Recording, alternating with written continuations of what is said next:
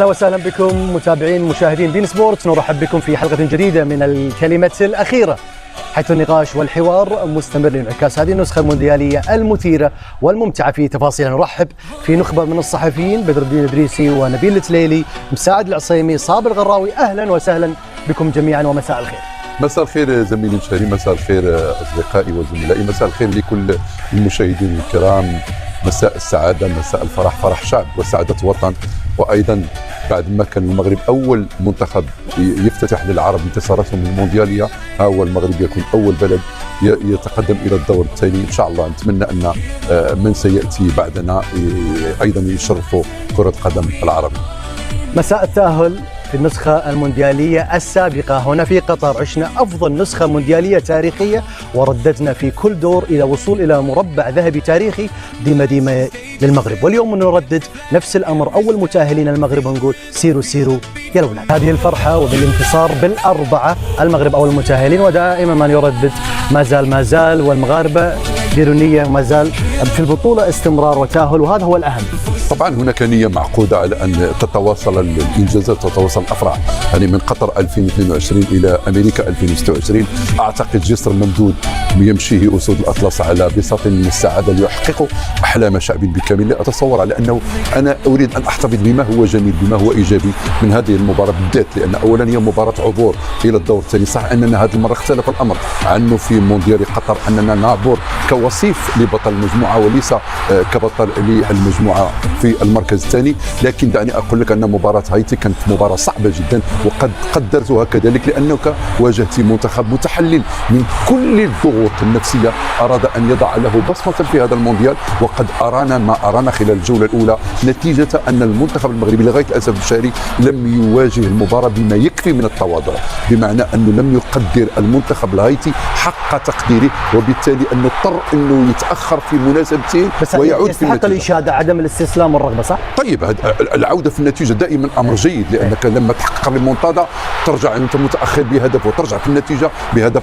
أشرف حكيمي، ثم تتأخر وتعود بهدف إسماعيل السيباري، هذا شيء رائع جدا. ثم تحقق في الجولة الثانية ما لم تفعله في الجولة الأولى، أنك أعطيت المباراة حقها وأعطيت المنافس حقه، لأنه في النهاية منتخب هايتي قدم صورة مشرفة للغاية، وقال إن كان قد ودع من دور المجموعات فهو قدم برؤوس مرفوعة، لأنه قدم مباراة جميلة. لكن على مستوى أنت راضي عن الأداء؟ أنا لست راضيا بنسبة مئوية عالية جدا. بنسبة كم راضي؟ والله بنسبة 60%. لكن وراء كل إخفاقات تكتيكية هناك دروس. أتصور على أن ما أخذه أسود الأطلس من هذه المباراة دروس كثيرة يجب أن يعملوا بها في المباريات القادمة. مساعد. هو نقول ديما المغرب، الحقيقة المغرب منتخب قوي جدا، لكن اللي حصل أمس أنا أعتقد أنه كاد أن يعصف في المغرب. مع احترامي رأي زميلي بدر، الشوط الأول كان شوط كارثي بالنسبة للمغرب. أولا في تعالي، في اختيارات غير موفقة بالنسبة للمنتخب. خلينا نتكلم على التالي. إبراهيم دياز كان أمس شفتوا الشوط الأول كان متعالي على الكرة إلى درجة أنه الهدف الثاني اللي سجل كان هو اللي سجل على مرمى منتخب بلاده. شفت كيف يطالع اللاعب واقف ولا حتى يتحرك؟ هذا جانب. الجانب الثالث يعني كأنه داخلين المباراة بنزهة منتخب المغرب. أنت كنت في صدد صدارة، مع الاحترامي احنا كلنا قلوبنا مع المغرب ونتمنى المغرب أنها تصل إلى أبعد من المسار، لكن إننا نمدح في شيء لم يكن واقع. الشوط الأول ليست المغرب. تعليقك وأن بدر يمدح يتكلم عن المغرب على أنه كأنه حقق المطلوب. لا، ما حقق. المغرب كان يستحق الصدارة، المغرب كان يستحق الصدارة وبجدارة. ليش؟ لأنه كانت إمكانياته ظهرت أمام البرازيل وكان أفضل من البرازيل. طيب ذكر 60% أداء كارثي. لا، أنا الشوط الأول أداء كارثي إبراهيم دياز، والثاني اللاعب الثاني اللي هو مرابط. يا أخي مرابط أنا ما أدري على أي أساس يشاركوا فيه أبو عدي. أنت هذه من المباريات المهمة اللي تجنبك مباراة هولندا. يريح أبو عدي وبالمرابط أداء مميز. مزراوي لا مع احترامي مرابط كأنه يلعب كرة يد، يسلم ويستلم. بس ترى بخليك تكمل. اللي ذكرته أنت عن بدر عكس تماما. كان بدر شايف مباراة وانت شايف مباراة. الشوط الأول أنا شايف مباراة كانت بالنسبة للمغرب تم الإخلال فيها المباراة المغرب، يعني حتى إلى درجة أني خشيت على المغرب، خشيت أنه يبي يفقد أشياء كثيرة في المباراة. لكن الحمد لله أكثر يعني والله عاطفي بدر. الحمد لله بدر يتكلم بعاطفه، هذا جانب. الجانب الثاني خلينا نكمل. لا شوف عاطفه، الشوط الاول كان كارثي من المغرب وتسبب فيه. انت ترميني بشيء انا لا احتمله، ان اكون عاطفيا اكثر من اللزوم، لانك لو استمعت الي جيدا ماذا قلت يا اخي. انا بيني وبينك متر ونص، انا اسمع لك. متر ونص، انا اعيد لك متر ونص، انا اسمع لك افضل من الاخرين. انا اعيد لك ما قلت. انا قلت لك بانه لغايه الاسف المنتخب المغربي في الشوط الاول سمعتني الشوط الاول لم يبدي ما يلزم من التواضع. انت قلت كذا طبعا، لكن انا بالنسبه لي وبالنسبه للمشاهدين لا تتواضع وبالنسبه للي من تابع المباراه، لا يا مساعد، والراي الفني انه كان شوط كارثي. كاد ان يعصف بالمنتخب الوحيد اللي باقي لنا في الامل. انا اتكلم المغرب هي اللي باقي لنا في الامل، واصبحت ايش حتى يعني في منتخبات ان شاء الله تتاهل، لكن اللي يستطيع ان ينافس على البطوله. انا اتكلم. خليني بقول لك لحظه، باقي نقطه. انا لما ادافع عن نفسي انا اقول لك انه انت يعني حتى المدرب، انا من افضل اللاعبين في البطوله. المغرب ايش تتميز فيه؟ افضل ظهيرين في البطوله، الظهيرين اللي يستطيعوا يشيلوا المغرب كذا. انت تيجي تقص جناح وتحط المزراوي احتياط وابو عدي اللاعب، ريح لاعبين يا اخي. ليست مساله ريح، انت امام الصداره. انت اذا تقدمت بالنتيجه ريح اللي تبي، اذا تقدمت 4 و5 تريح اللي تبي. لكن امس انا ارجع لابراهيم دياز، ترى بطوله طويله 8 مباريات. ابراهيم دياز ما الذي حدث لابراهيم دياز يا اخي؟ ليش التعالي اللي قاعد يصير؟ تعالي همس تعالي على الكره. هتتفق معي يا بدر ولا لا؟ شوف في تعالي. طيب انا بروح لصابر بس عشان بدر انتهيت. انتهيت حتى اتكلم من دون بذكر في نقطه وسؤال. تفضل. ان اصبحنا اليوم ننتقد منتخب عربي ينتصر بالاربعه، وكثير من المنتخبات العربيه تريد وتطمح وتتمنى ان تنتصر. ليش لحظه واليوم ليش احنا ننتقده؟ ليش ننتقده؟ لانه هو املنا الكبير انه ينافس على البطوله. اقول لك هذا واقع. المغرب هي الامل الكبير. من لا يتمنى ان ينتصر. احنا سئلنا هنا امس قطر تفوز، قلنا ان شاء الله تفوز، لكن البوسنه وضعه صعب. لكن الوحيد اللي يستطيع انه يلعب المباراه النهائيه في كاس العالم ممتاز. والله مع احترامي لا الجزائر ولا السعوديه ولا غيرها، كل الاحترام. الوحيد اللي يستطيع. ليش ما تقدر مصر؟ ما اعتقد انها تبعد كثير. مصر منتخب قوي وممكن يصل ربع النهائي، يصل نصف النهائي، لكن المنتخب اللي بديله وقوته لا المغرب. خلاص صابر جهز نفسك بدر على التعليق وارجع لك صابر. انا بكل موضوعيه اقولها. المنتخب المغربي لم يقدم بالامس المباراه التي كنا نتوقع منه. واجه العديد من المشاكل خاصه بالجوله الاولى. التغييرات التي حدثت 4 تغييرات حدثت على التشكيله الاساسيه اللي تعود ان يلعب بها المنتخب المغربي، لكن في النهايه انت محتاج الى انك تريح لاعبين، انك تعمل عمليه تدوير، انك تختبر لاعبين اخرين. صحيح ان لما تلعب بنصير المزراوي في الرواق الايسر هذا لا يعوض، لما تلعب بايوب بوعدي في وسط الميدان هذا لا يعوض، عندما تلعب بابراهيم دياز في نسخه اضعف نسخه ربما تبدو لابراهيم دياز في هذا المونديال، فهذا امر طيب. لكن ليس بصدق انك تتكلم عن المباراه، اذا بتعلق على النقاط اللي ذكرها نساعد. نعلق على نقاط. هو قال ان انت عاطفي. لا ابدا، المغرب كارثي. لا انا اقول لا ليس. شوف ليس لهذه الدرجه كارثي وتستطيع لا كارثي وتستطيع ان تعود في النتيجه في كل وقت. يعني سجل عليك هدف الدقيقه العاشره، رجعتي في النتيجه، سجل عليك هدف ثاني، والامانه الهدف الثاني هذا منتخب المغرب وليس منتخب. لم يصعب المباراه الاختيارات والتشكيله. لا اختبر نفسه. اولا هم بقى لهم نص ساعه بيتكلموا الاثنين. لا صاروا بالضبط. فادونا دقيقتين 3 بدون مقاطعه ارجوك. انا متفاجئ بيهم. كلام منو؟ للاثنين انا متفاجئ بيهم بصراحه. يعني في الوقت اللي احنا منتظرين كل عبارات الاشاده والكلام الطيب في حق المنتخب المغربي وفي حق محمد وهبه وفي حق اللاعبين وفي حق الجمهور المغربي احتفالا بفريق بيفوز بالاربعه في كاس العالم، وما تقوليش هايتي ولا غير هايتي، كل المنتخبات كاس العالم طالما تواجد في كاس العالم. هايتي ده عز باسكتلندا وخسر 1-0 بصعوبه بالغه.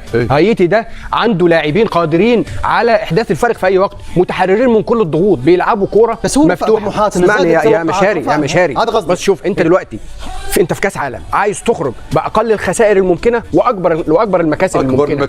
اكبر المكاسب وباقل الخسائر. انت في كل الاحوال انت عندك، انت تعرف ايوب بيعدي ونصير مزراوي جروا قد ايه في المباريات اللي فاتت، راحتهم ضروريه جدا لاستكمال المشوار. دي نقطه. النقطه الثانيه، لو التوفيق كان محالف للمنتخب المغربي الشوط الاول، المنطق الشوط الاول كان ينتهي كام؟ اللي هم بيقولوا كارثي، وانا اتفق في بعض بنساعد اللي قال. لا ما هو كمان بدر كمان بدر قال لك ايه؟ كمان بدر قال لك اخفاقات تكتيكيه كبيره جدا، يعني مبالغ. صحيح. ماشي اسمعني بس يا بدر.